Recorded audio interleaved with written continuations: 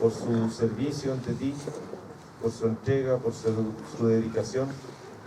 Y en particular, Señor, oramos para que la palabra que has puesto en su corazón pueda ser hablada con todo de nuevo, pueda correr en nuestros corazones, ser glorificada por tu Espíritu Santo. En el nombre de Jesús, guardamos a nuestro hermano para que pueda hablarnos de parte tuya, para tu gloria, Señor. Amén.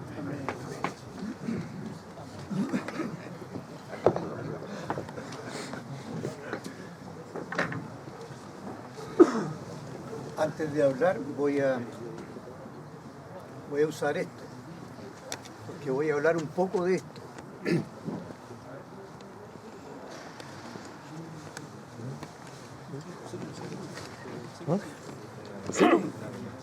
¿Cómo seguirlo?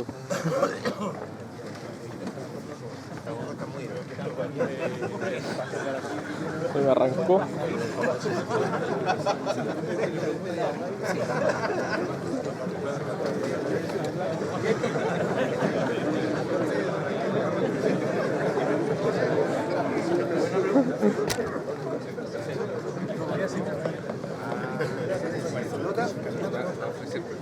Aquí algo llega, pero siempre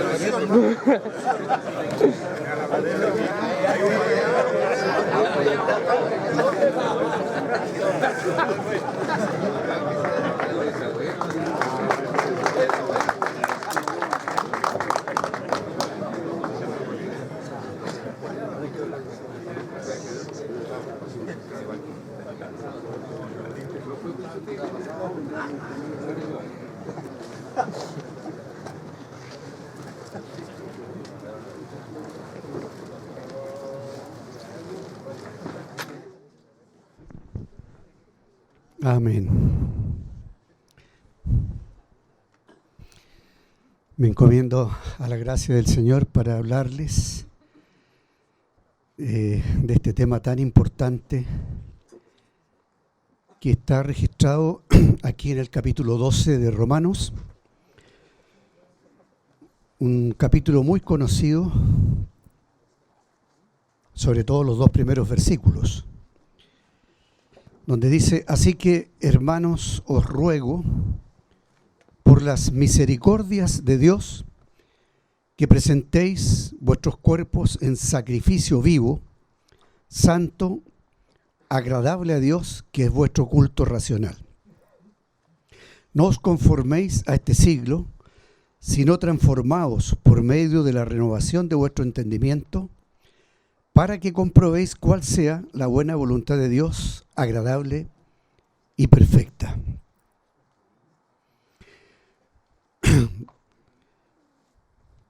Vamos a exponer estos textos, digamos, a la luz de lo que significa las ofrendas en el Antiguo Pacto, que en el libro de Levítico, los primeros 5 capítulos, aparecen 5 tipos de ofrendas. Y cada una de estas ofrendas acompañadas de perfumes, de olor grato, olor fragante. Y aquí, implícitamente en el texto del versículo 1, aparece que el sacrificio que se nos pide a nosotros tiene que tener la cualidad de ser un sacrificio agradable. El perfume es algo agradable y contrasta con lo que tiene un mal olor. Y eso, el contraste de lo que es grato con lo que es desagradable, está marcado por lo que es la vida cristiana, lo que es la vida de Cristo, replicada en los que hacen el seguimiento de Cristo, en contraste con la mundanalidad. Obviamente que Cristo y su cuerpo es lo que tiene el olor grato. Y eso está marcado por el sacrificio, por la ofrenda. Las primeras 3 ofrendas eran ofrendas voluntarias. Las otras 2 eran ofrendas que tenían que ver con el pecado y la culpa. En todos los sacrificios siempre había el perfume había un perfume especial que está registrado en el capítulo 30 del libro de Deuteronomio, donde esas ofrendas eran ofrendas sagradas, que tenían la connotación de ser ofrenda santa, y que estaba absolutamente prohibido que alguien hiciera esos aromas para usarlos para sí mismo, porque eran aromas que consagraban el altar, consagraban los utensilios, consagraban a los sacerdotes, se usaban para ungir a los sacerdotes y a los reyes, de tal manera que estos sacrificios eran una figura, eran una sombra, y apuntaban hacia el cumplimiento de lo que vendría la realidad cuando viniera el Señor Jesucristo, cuya vida es una vida ofrendada, una vida donada, una vida entregada, una vida rendida. El hermano Rodrigo terminó su tema hablándonos de este tema de la responsabilidad en tener una vida sacrificada en bien de los demás. Este capítulo 12 de Romanos es un capítulo que nos habla de la ética cristiana. Es un capítulo que contrasta lo que es la doctrina con la verdad, lo que es la revelación de la palabra de Dios, la doctrina, digamos, con la práctica. Por lo tanto, es un capítulo que prácticamente casi todos los capítulos del final de Romanos tienen que ver con la ética cristiana. Tiene que ver con lo que hemos recibido de Dios como una palabra viva, pero cómo se aplica en cuanto al deber, a la responsabilidad, al carácter, a todo esto que terminó nuestro hermano hablando de la responsabilidad y lo que es el sacrificio. Cuando se nos pide aquí, así que, hermanos, esa palabra así que hay que entenderla como una conclusión de todo lo que se ha venido diciendo en los primeros 11 capítulos de Romanos, donde se nos exhibió lo que son las misericordias de Dios. Ahora, hay autores que dicen que, aunque la palabra en el griego la palabra se traduce como la palabra misericordia, pero debería haber sido mejor la palabra conmiseración, por las conmiseraciones de Dios. Porque hablar de misericordias de Dios es como repetir ese texto que dice: nuevas son cada mañana tus misericordias. Pero estamos hablando de respirar, estamos hablando de que el sol nos calienta, o que el aire que respiramos es un aire saludable, o que tenemos el pan en la mesa, son las misericordias de Dios. Pero estas misericordias que se mencionan del capítulo 1 al 11 de Romanos son conmiseraciones que tienen que ver con cómo el corazón de Dios se acerca a la miseria del ser humano, en lo que fue la justificación. Primero se nombra en los primeros capítulos la condición del estigma pecaminoso que hay tanto en judíos como gentiles, que toda la humanidad está bajo ese estigma, pero cómo el Señor, en su amor y en su misericordia, nos justificó, nos imputó la justicia y nos muestra ese tremendo sacrificio de Cristo, esa vida rendida, esa vida ofrendada, esa vida donada, esa vida despojada de sí mismo, que es lo que implican las ofrendas. Todo tipo de ofrendas en la Biblia tiene que ver con despojarse. Entrego lo que es mío, lo rindo, lo regalo, lo doy. Entonces, estas son las implicaciones que tiene esta palabra que vamos a ver esta mañana. Ahora, estas demandas, después de ver los 11 capítulos donde se nos habla de las conmiseraciones de Dios, el apóstol hace un ruego. Nos va a presentar un ruego, luego nos va a presentar un plan y luego nos presenta el propósito de ese plan. En el ruego, dice: ruego por las conmiseraciones de Dios, y luego entonces viene lo que objetivamente lo que se nos pide, ¿no?, en este ruego: que presentemos nuestros cuerpos en sacrificio vivo, santo, agradable a Dios. Estas descripciones de lo que es el sacrificio tienen que ver o se relacionan con la simbología del Antiguo Testamento, de las ofrendas que había en el Antiguo Testamento. Pero sobre todo, ya que en los primeros 11 capítulos se resaltó lo que fue la ofrenda de Cristo, entonces se nos pide a nosotros que si conocemos, si entendemos, si hemos recibido el mensaje del Evangelio contenido en esos 11 capítulos, que nosotros debiera replicarse en nosotros exactamente el mismo sacrificio, la misma ofrenda, entregar nuestros cuerpos en sacrificio vivo. Ahora, ¿por qué se nos pide primero que entreguemos el cuerpo? Quizás tendría que haber sido primero la mente, primero los pensamientos, primero las intenciones del corazón. Y es que estos pensamientos, esta mente, estas cosas que son sensibles, como son los afectos, como son las expectativas y todo este tipo de cosas que tienen que ver con la mente, trabajan con el cuerpo. Todo esto, en el sacrificio de Cristo, vimos que el Señor usó su cuerpo para ofrendarlo. Caminó sobre sus pies, tocó a los enfermos con sus manos, miró cara a cara a las personas. Es decir, se necesitaba que estas expresiones que son del alma o del espíritu, son expresiones que tenían que manifestarse a través del cuerpo, a través de lo físico, de lo corporal. De tal manera que en la manera como nosotros nos comportamos con nuestro cuerpo, estamos expresando lo que interiormente tiene valor espiritual. Entonces, se nos pide en primer lugar que presentemos, primero que escuchemos el ruego. El ruego que está basado en las conmiseraciones de Dios. Y luego entonces, quien escucha el ruego, quien obedece al ruego, va a tener la misma experiencia que tuvo el Señor Jesucristo de entregar su vida en bien de los demás. Entonces se nos pide que sea un sacrificio vivo, un sacrificio santo, agradable a Dios. Y luego agrega que ese es nuestro culto racional.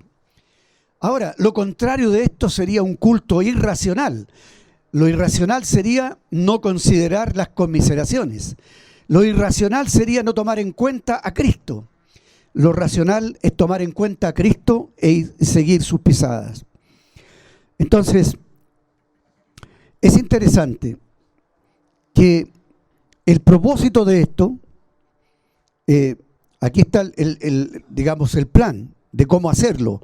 No os conforméis a este siglo, a esta época que está marcada por el mal olor, está marcada por lo desagradable, sino, dice, transformaos por medio de la renovación de vuestro entendimiento.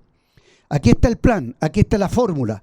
¿Cómo presentar este sacrificio? Primero, oír el llamado y presentar el sacrificio. Pero ¿cuál es el plan para presentarlo? Y el plan es no conforme a este mundo, a la época de este mundo, muy bien descrita por nuestro hermano, lo que ha hecho la humanidad, digamos, con respecto a lo que piensa del ser humano en sí mismo, sino que dice que tenemos que hacerlo experimentando una continua transformación en nuestro entendimiento. No voy a explicar mucho eso porque se ha hablado muchas veces. El mismo hermano Rodrigo lo ha dicho en los campamentos, ha presentado preciosos mensajes con respecto a este tema del entendimiento, de la transformación, ¿no? Luego, ¿cuál es el objetivo? El objetivo es comprobar cuál sea la buena voluntad de Dios, agradable y perfecta. Ese es el objetivo de presentar nuestras vidas, nuestros cuerpos en sacrificio vivo. Está implícito también que al renovar nuestro entendimiento estamos también experimentando un sacrificio, por así decir, de nuestra mente, de nuestro pensamiento. Porque al ofrendar nuestro cuerpo en sacrificio vivo, está afectando también de alguna manera nuestro pensamiento, nuestro entendimiento. Ahora el objetivo entonces es comprobar cuál cómo es y cuál es la buena voluntad de Dios, que se describe como agradable, perfecta. Y la voluntad de Dios tiene que ver con sus mandatos. La voluntad de Dios tiene que ver con sus leyes, con su carácter. La voluntad de Dios tiene que ver con las cosas que se nos dicen en la palabra de Dios con respecto a los deberes que tiene el cristiano, de lo cual el capítulo 12 está lleno de deberes. No sé cuántos deberes habrán aquí, pero lo primero que dice: digo pues por la gracia que me es dada a cada cual que está entre vosotros, que no tenga más alto concepto de sí que el que debe tener. Y ahí aparece un primer deber respecto de cómo nos concebimos a nosotros mismos. Y después, de ahí en adelante, aparece una cantidad de deberes que, si contamos los que están en el 12, en el 13, el 14, muchos deberes, muchas leyes, por así decir. Y cuando nosotros miramos la ley, encontramos que la ley es santa, justa y buena. Y cuando miramos la gracia, encontramos que la gracia es exactamente igual a la ley, santa, justa y buena. Entonces, ¿qué diferencia hay entre ley y gracia? Y vista desde ese punto de vista, no hay ninguna diferencia, porque la ley es santa, justa y buena, y Cristo, que es la encarnación de la ley, que es la encarnación del carácter de Dios, es también santo, justo y bueno. ¿Cuál es el problema? El problema está en mí, que yo no soy capaz, no tengo la solvencia moral de sujetarme a la ley de Dios. Entonces requiero la conmiseración de Dios, que Cristo se ofrendó para que yo lo conociera y se uniera a mí y yo me uniera a Él en mí y yo en Él, y de esa manera vamos a explicar un poco más eso, cómo es que se cumple la ley en nosotros cuando estamos en Cristo y Cristo está en nosotros. Y la única manera de que eso se cumpla es una vida rendida, una vida ofrendada, una vida donada, una vida entregada a Cristo, porque este es el nuevo régimen que tenemos para que la justicia de la ley se cumpla en nosotros. Ahora bien, miramos esto con los ejemplos de los perfumes. Y ¿cuál es el sentido de que las ofrendas vayan acompañadas de perfumes? Sabemos que en el culto judío, el sumo sacerdote, cuando se acercaba al altar y presentaba el sacrificio en el altar del incienso, quemaba una parte del sacrificio y era acompañado, todo ese sacrificio que presentaba en el lugar santísimo era acompañado de lo que se llama el incienso. El incienso es un perfume aromático, producto de ciertas cortezas de árboles aromáticas, que al quemarlas, digamos, esparramaba un aroma, y había lo que era el altar del incienso propiamente tal, donde en todos los sacrificios que se presentaban adentro del templo, o desde afuera y hacia adentro, era un humo que estaba subiendo en representación de que ese sacrificio estaba subiendo hacia el cielo, y era percibido por Dios como algo agradable.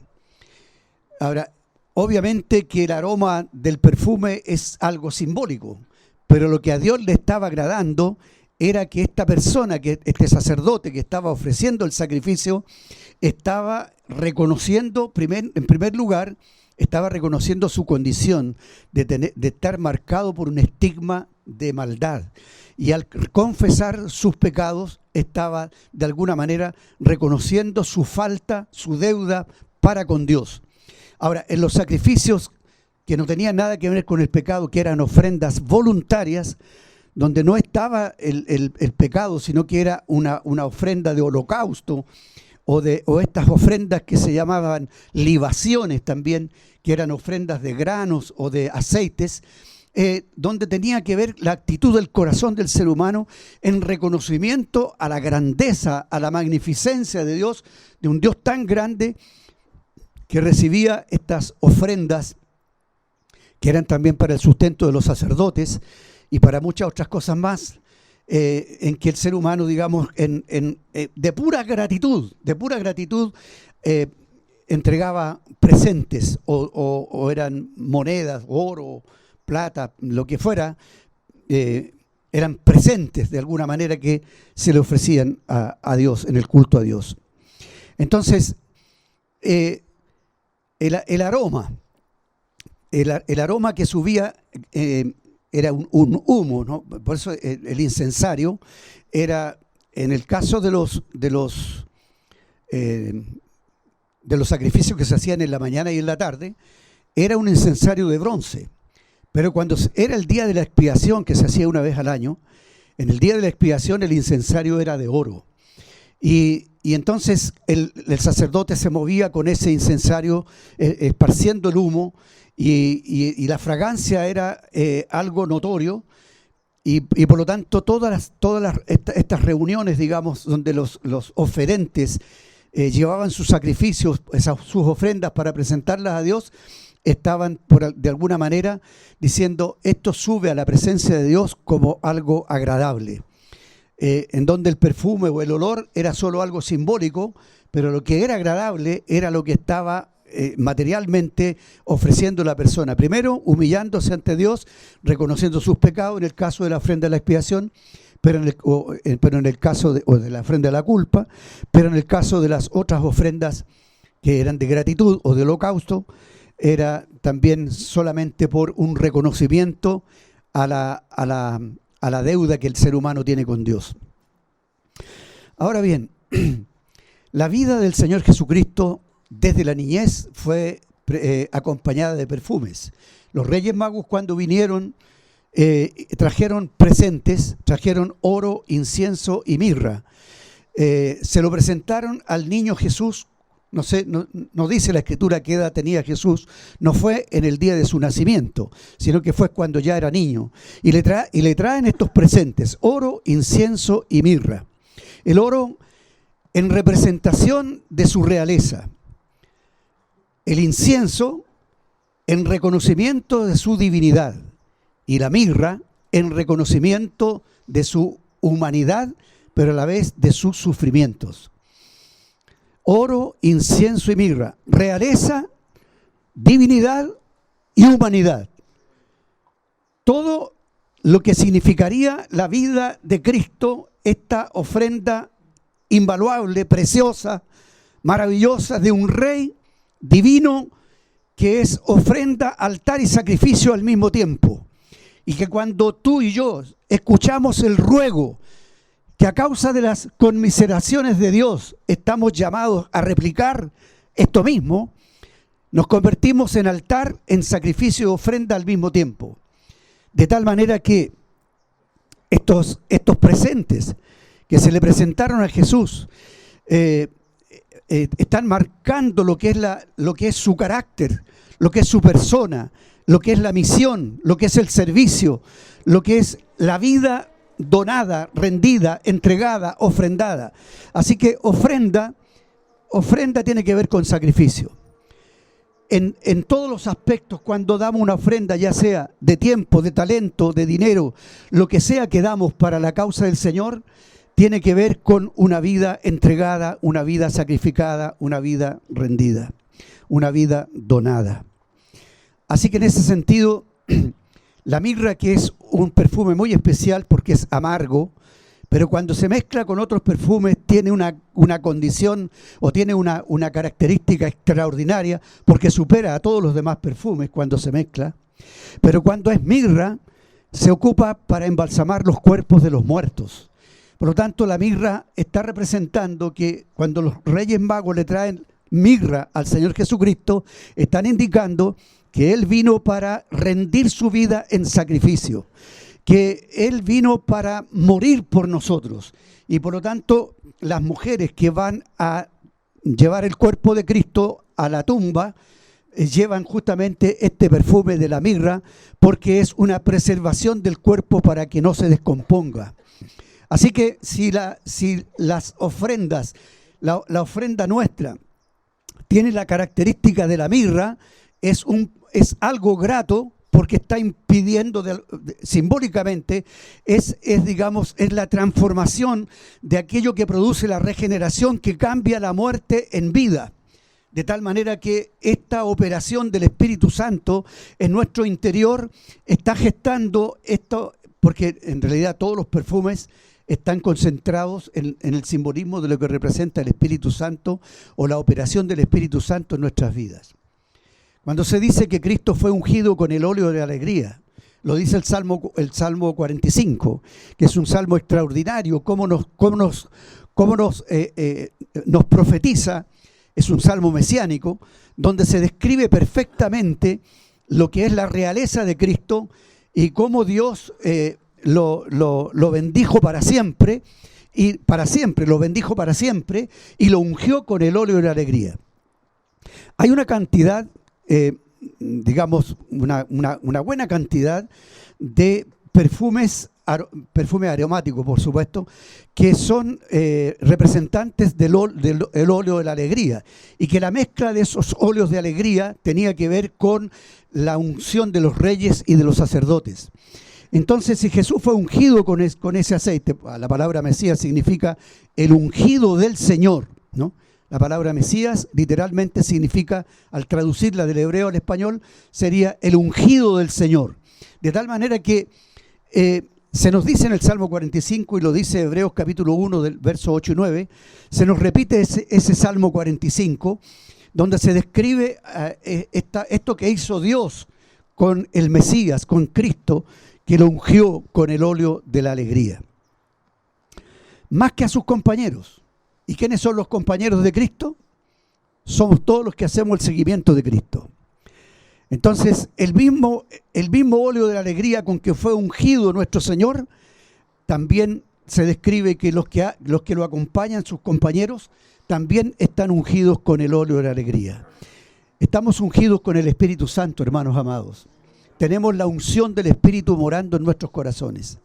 Y esa unción del Espíritu está representado en estos sacrificios de olor grato. Cuando tú rindes tiempo, cuando tú apartas tiempo para el Señor, cuando tú dedicas tu vida al Señor, cuando haces una consagración, cuando haces un acto de rendición de algo que es tuyo, ya sea tu tiempo, tus dones, tus talentos, o rindes tus bienes y los pones en las manos del Señor, entonces estás oyendo el ruego del apóstol Pablo.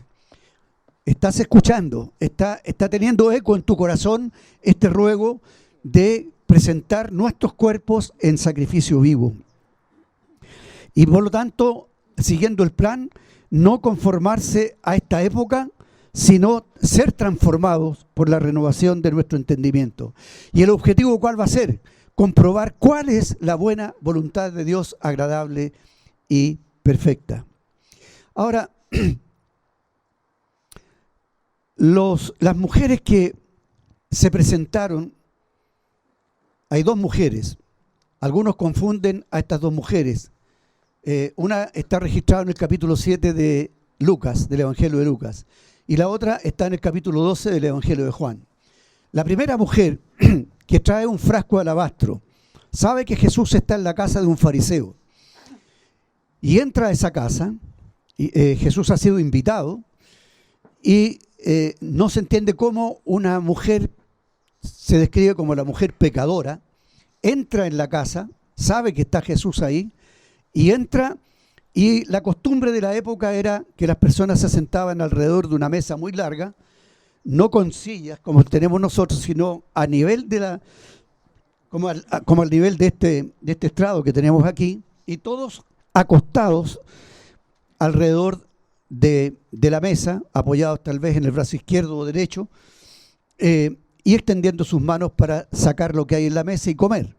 Entonces Jesús tenía los pies hacia afuera de la mesa, y esta mujer se acerca donde está Jesús, se acerca a sus pies, rompe el frasco de alabastro y derrama el perfume en los pies de Jesús.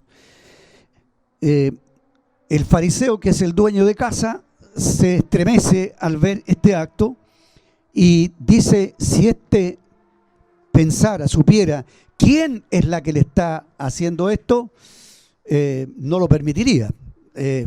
Porque todos sabían qué tipo de mujer era seguramente una mujer tal vez ramera, una mujer pecadora. Jesús sabe lo que el fariseo está pensando y le da toda una lección al respecto. Pero cuando termina de darle todas esas enseñanzas a este fariseo, le dice a la mujer tus pecados han sido perdonados. Y destaca que desde que entró a esta casa, el fariseo, que debería haber puesto a alguien para que le lavara los pies, para que lo recibiera, lo saludara, no hizo ningún protocolo de la cultura judía, sino que pasó por alto todo eso. Pero la mujer, desde que entró, estaba llorando, estaba limpiando los pies de Cristo con un perfume caro y estaba llorando y con sus lágrimas limpiando los pies de Cristo y con su pelo secando los pies de Cristo. Jesús le dice, la Reina Valera le dice, tus pecados son perdonados, como si en ese momento le fueran perdonados. Pero desde el griego al español dice, tus pecados han sido perdonados. Lo que implica que esta mujer tuvo un encuentro con Cristo antes de ese incidente, y lo que vino a hacer en reconocimiento del tremendo descanso que había producido el perdón que Cristo le había dado cuando había hablado con ella, o cuando ella lo había conocido, o le había expuesto su causa y se había humillado ante él, había recibido un cambio, una transformación, había experimentado un descanso de lo que había sido su vida apartada de Dios y sumida en el pecado, y arrepentida, había venido con esta tremenda gratitud y reconocimiento y derrama este perfume carísimo a los pies de Cristo. Entonces, esto es lo que hace todo pecador cuando ha experimentado este cambio, esta transformación, esta renovación que comienza con la regeneración, pero que continúa día a día el cristiano experimentando esta renovación del entendimiento, esta comprobación diaria de lo que es agradable y perfecto, agradable y perfecto, agradable y perfecto, lo que es bueno, lo que es santo, lo que es justo. Esta comprensión, no solo en el entendimiento, en una mente renovada, pero realmente absolutamente necesario que sea aquí recibido aquí en el entendimiento de una mente renovada, producida por el óleo de la alegría que es el Espíritu Santo morando en nosotros. Se produce entonces un carácter, se produce una conducta, se produce un cumplimiento de un deber, de algo que era imposible que lo pudiéramos cumplir, pero ahora, venida esta gracia, entonces lo primero que hay es una ofrenda, es una donación, es un regalo, es una entrega, es un despojamiento. Todas estas palabras sinónimas tienen que ver con esto que hace esta mujer. Cuando lo hace María, la hermana de Lázaro, que no creo que haya sido prostituta, por lo tanto son dos mujeres distintas, estas dos, digamos, mujeres que muchos escritores, comentaristas de la palabra de Dios, las confunden como si fuera la misma María, la hermana, dos relatos basados, hablando de una misma persona. Pero yo creo que no, creo que la María, la hermana de Lázaro, que se registra abiertamente, explícitamente, que es ella la que aparece en el capítulo 12 del Evangelio de Juan, y previo esto en el día sábado, antes de la muerte de Cristo en esa semana de la Pasión, María anticipa la muerte de Cristo, María la hermana de Lázaro y de Marta, y ella rompió el frasco de alabastro de perfume de nardo puro. El nardo valía 7 veces más que el oro en la época del Señor Jesucristo. Por lo tanto, era el salario, según se cuenta, y lo dice la Escritura, el perfume era equivalente a un año, el salario de un año de un obrero, de un trabajador. Hoy día eso suma más o menos 4.800.000 pesos, sería el costo de ese perfume. El perfume de nardo puro, el que derramó María a los pies de Cristo, ungiéndole anticipadamente, preparándolo para su partida. Las mujeres que después acompañaron el día que Jesús murió y fue sepultado, las mujeres dejaron pasar antes del día sábado, fueron a la tumba para también ungir el cuerpo de Jesús. Lo mismo hizo los varones que llevaron el cuerpo de Cristo a ese lugar. Así que digamos que el perfume estuvo siempre acompañando desde que Jesús era un niño hacia adelante los eventos de la vida del Señor Jesucristo están marcados por los perfumes, por así decir. Entonces, María, la hermana de Lázaro, presenta este perfume que tiene este alto valor, y ya sabemos la reacción que tuvo Lázaro, la reacción que tuvo el traidor, ¿no? Judas Iscariote, cómo él criticó que ese perfume podía haber sido vendido y el dinero haberlo dado a los pobres. Pero ya sabemos que lo decía porque al final él es el que estaba perdiendo, porque sustraía de las ofrendas. Entonces era un ladrón, robaba. Y por lo tanto ese era el lamento de él. Pero la cuenta que tenemos que sacar, ¿vale la pena rendir un valor tan grande a los pies de Cristo? No solo una cuestión de valor en cuanto a una cosa monetaria, sino rendir la vida, rendir el tiempo, rendir los dones, rendir cosas de valor también, por supuesto. Pero el asunto es, ¿se lo merece nuestro Señor Jesucristo? ¿Se merece Él que lo honremos? ¿Se merece que nuestra vida sea una ofrenda continua? Gloria al Señor, porque el Señor es digno de todo honor, de toda gloria. Así que eso, hermanos, tiene un valor incalculable, que si estas mujeres, si la vida de Cristo estuvo marcada por este tipo de ofrendas, todo representa lo que es agradable, lo que es santo, lo que es perfecto, y todo eso tiene que ver con la voluntad de Dios. La voluntad de Dios, que nosotros vivamos una vida rendida a sus demandas, a sus preceptos.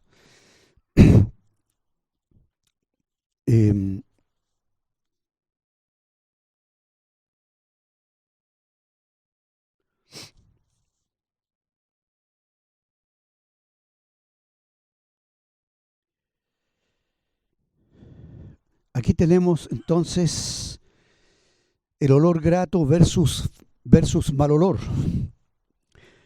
El cristiano rendido, el cristiano sacrificado, entregado, está representado en el olor grato, pero el cristiano entero está representado por el mal olor. El cristiano quebrantado está representado en el olor grato, pero el cristiano ensimismado está representado en el olor desagradable. El cristiano que vive en espíritu se contrasta con el cristiano que vive en la carne. El cristiano que es nacido de nuevo, por eso es cristiano, porque ha nacido de nuevo, se contrasta con el inconverso, con el ser humano inconverso. El cristiano consagrado está en la línea del olor grato. En cambio, el que anda en los bordes está representado en el olor desagradable. El que es humilde, el cristiano que es humilde, que no tiene un concepto más alto de sí mismo que el que debe tener, está este cristiano que tiene un concepto de sí mismo equilibrado, está representado en el olor grato. Pero el que es altivo, egocéntrico, el que se cree superior a los demás, está representado en el olor desagradable. Entonces aquí, en esta situación, digamos, estas ofrendas que nos presenta el apóstol Pablo, un modelo de vida, cuando en la epístola a los Filipenses él dice que se ha derramado en libación. Dice que él está dispuesto a ser derramado en libación. La libación era un tipo de ofrenda que se esparcía, que se derramaba. Entonces, sobre el sacrificio y servicio de vuestra fe. O sea, Pablo rendido al servicio de la fe de los que él atendía, de las iglesias que visitaba, de los cristianos que eran edificados con su ministerio, que recibían su palabra, la vida de él era una vida derramada en libación. ¿Y qué diremos de los creyentes que se describen en 2 Corintios capítulo 2, verso 14? Voy a leer esa palabra, capítulo 2 de 2 Corintios.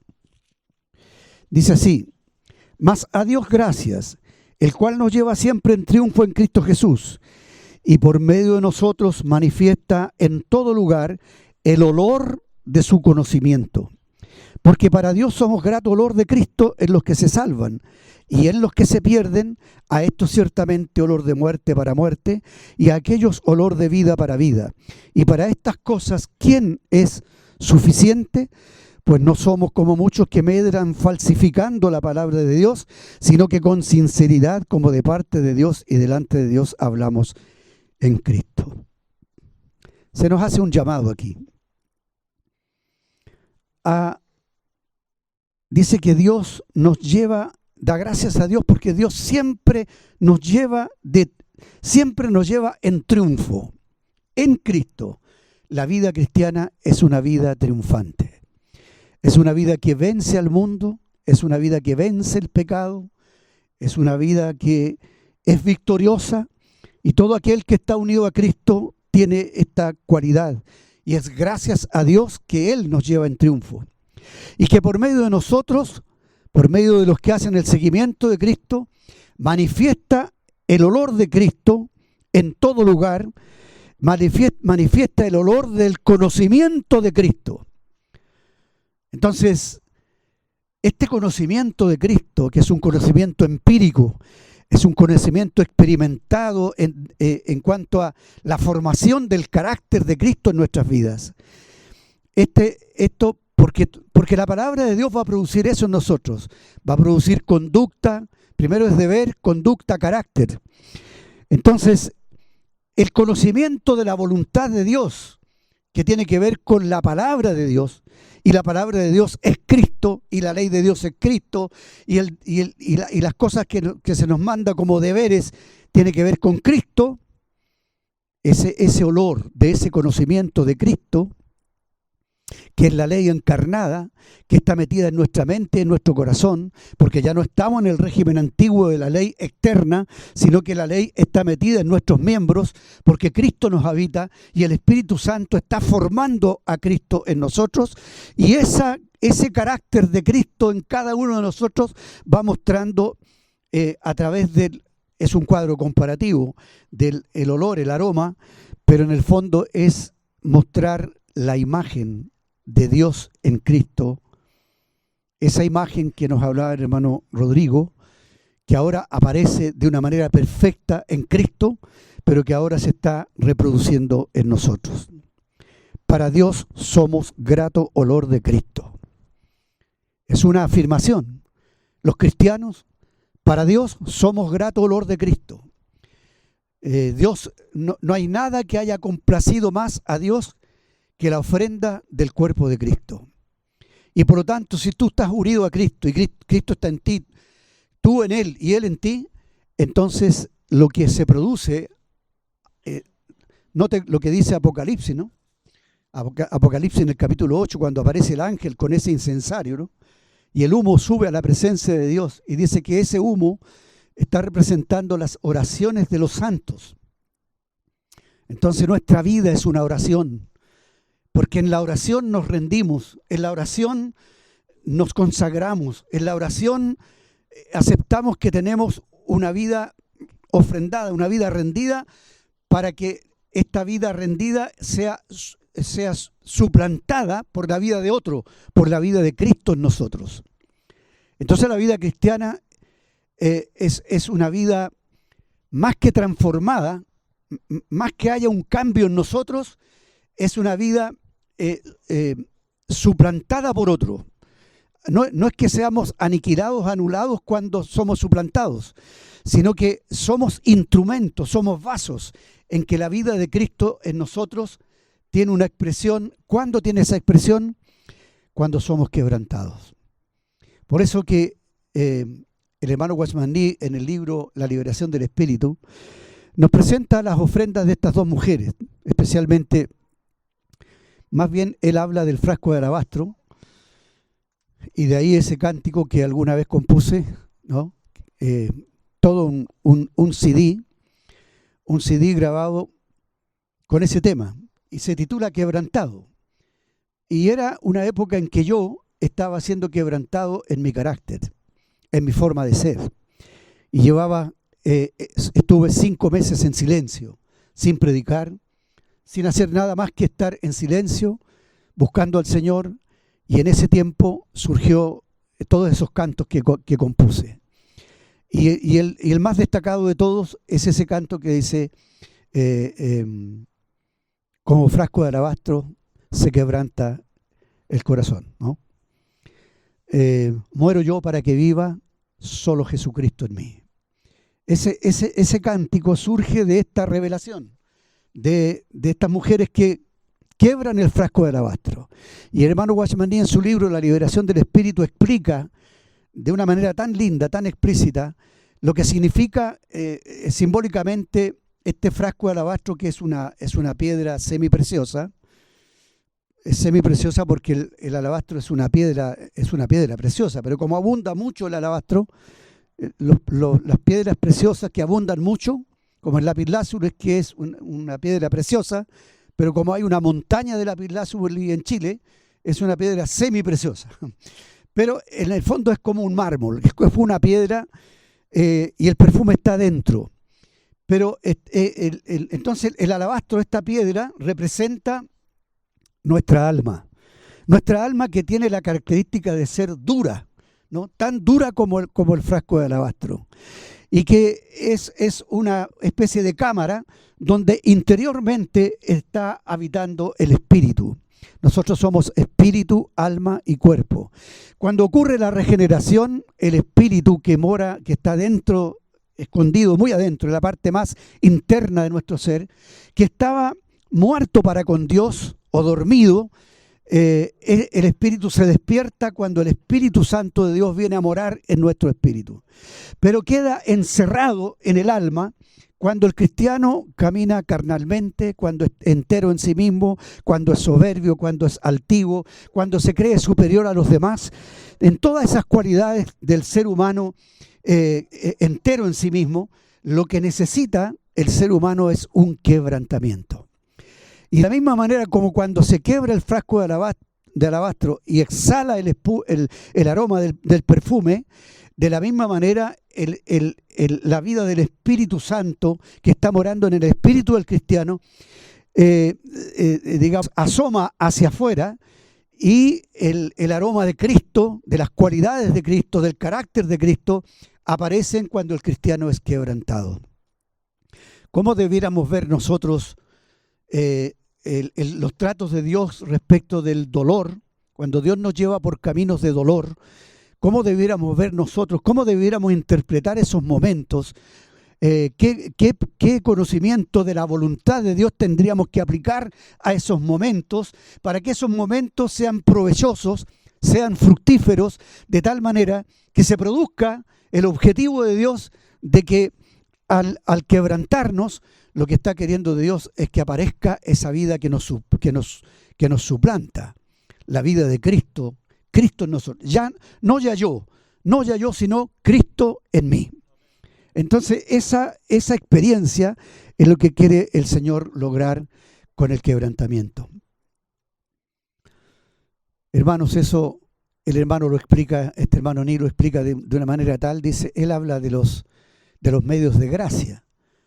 Y los medios de gracia son la oración, la lectura bíblica, escuchar la palabra, las reuniones, la comunión de los unos con los otros. Todo esto son medios de gracia. Pero el mayor medio de gracia es el quebrantamiento. Si un cristiano no ha sido quebrantado, está entero en sí mismo. Y ya dijimos, cuando un cristiano está entero, tiene mal olor. El olor de una humanidad caída. El aroma de un ser humano imperfecto, pero las ofrendas tienen que ser santas, agradables y perfectas. De tal manera que la única manera de lograr esas cualidades de una ofrenda es que nosotros muramos a nosotros mismos, nos entreguemos, nos rindamos, nos donemos, nos entreguemos. Y entonces la aplicación de esta palabra tiene que ver con el resto del capítulo 12 de la epístola a los Romanos. Entonces va a usar en ese capítulo 12 de Romanos, va a usar la figura del cuerpo para hablarnos cómo funciona un cristiano que ha hecho el seguimiento de Cristo en estos 3 puntos. Primero, escuchando el ruego por las misericordias o por las conmiseraciones de Dios. El creyente presenta su cuerpo y no se conforma a este siglo y logra entender la voluntad de Dios agradable y perfecta. Y cuando tiene este entendimiento, cuando tiene esta comprensión, que no es una cuestión meramente de la mente, sino que es de una mente renovada, entonces el cristiano está llamado al deber. El primer deber que se menciona en el verso 3 es no tener dice que no tenga más alto concepto de sí que el que debe tener, sino que piense de sí con cordura, conforme a la medida de fe que Dios repartió a cada uno. Y luego viene la ilustración de esta metáfora o de esta parábola del cuerpo, de los miembros del cuerpo, donde todos nosotros somos miembros de un mismo cuerpo, donde Cristo es la cabeza. Y verso 4, porque de la manera que en un cuerpo tenemos muchos miembros, pero no todos los miembros tienen la misma función, así nosotros, siendo muchos, somos un cuerpo en Cristo y todos miembros los unos de los otros. Entonces ahora viene el deber que tenemos que tener en cuanto a nuestro relacionamiento con los que tienen diversos dones.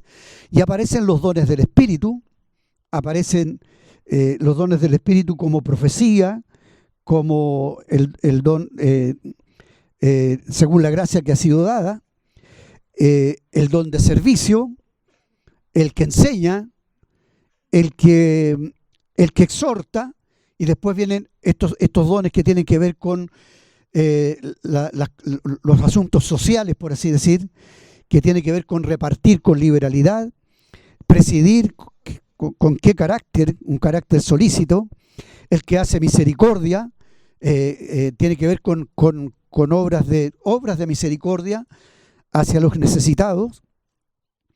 Y al final se mencionan, no sé si más de 20 deberes que tenemos los cristianos. Los deberes tienen que ver con nuestro relacionamiento,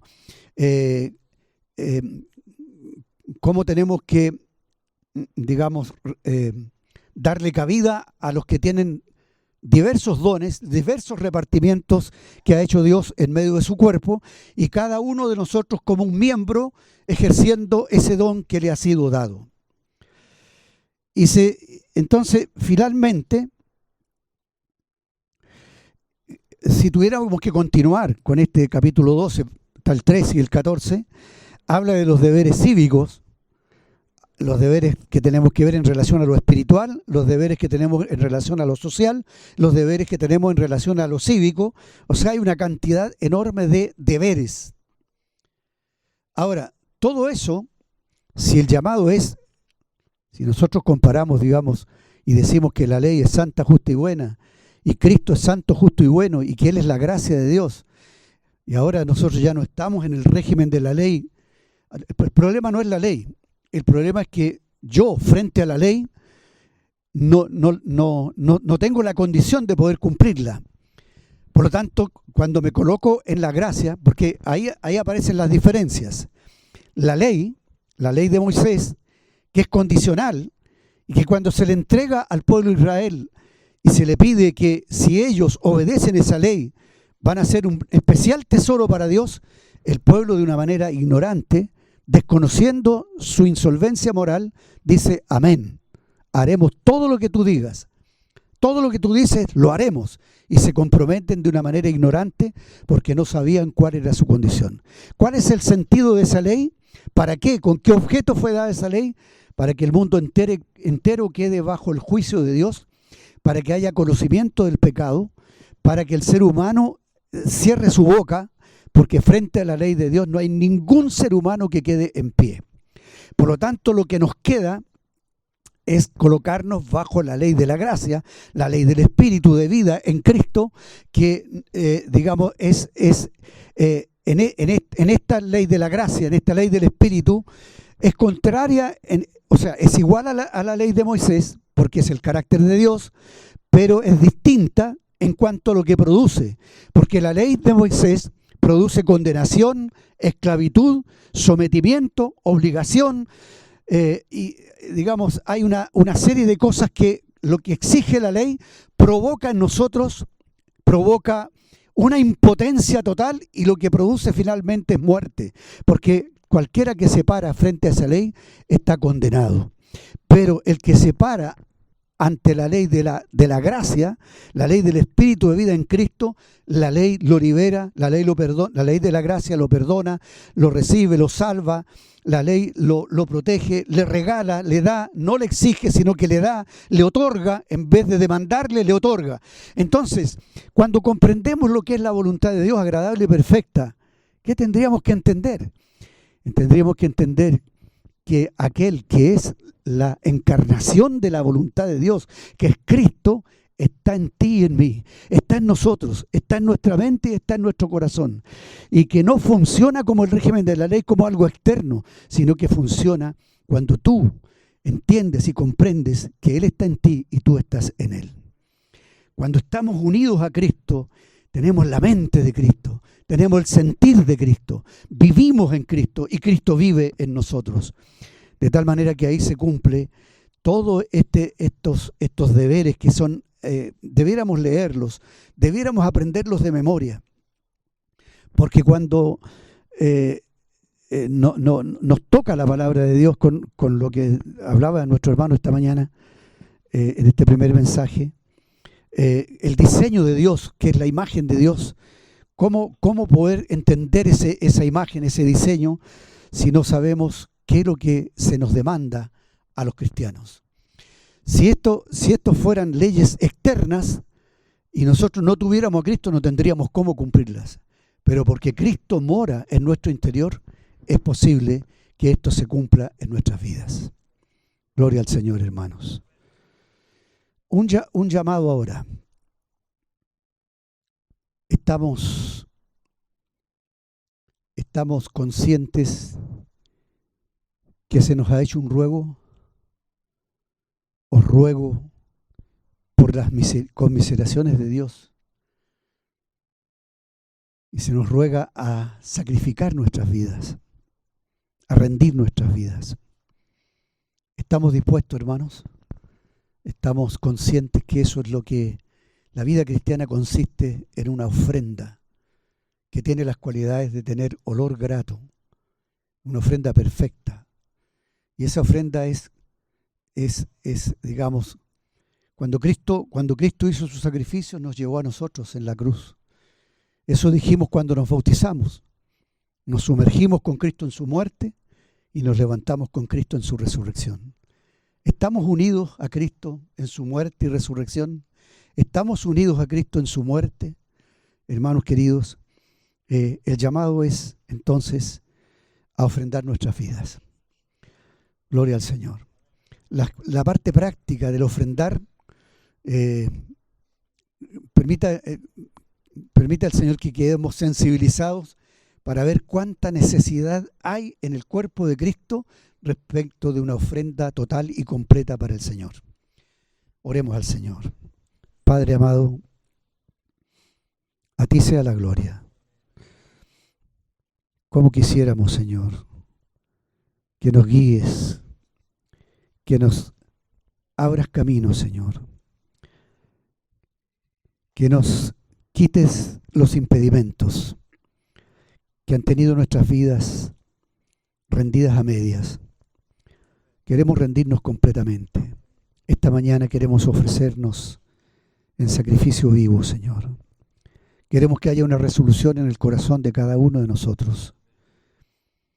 Señor, hay tantas demandas, tantos deberes, y en nosotros mismos no somos capaces. Pero gracias que tenemos a Cristo morando en nuestro ser. Y somos llamados a llevar el olor, el aroma de Cristo a nuestros semejantes. Ayúdanos, Padre, que se cumpla eso en nosotros. Líbranos de tener cualidades desagradables, cualidades que a ti no te agradan. Líbranos. Concédenos, Señor, ser ese aroma grato a ti, Señor. Permítenos, Señor, que nuestra oración y nuestra vida consagrada suba a tu trono de gracia, Señor. Trátanos. Y si hay dureza, si hay resistencia en nuestras vidas, quebrántanos, Señor, para que el perfume de Cristo aparezca en nuestras vidas. Padre, todo lo ponemos en tus manos, en el nombre de Jesús. Amén. Amén.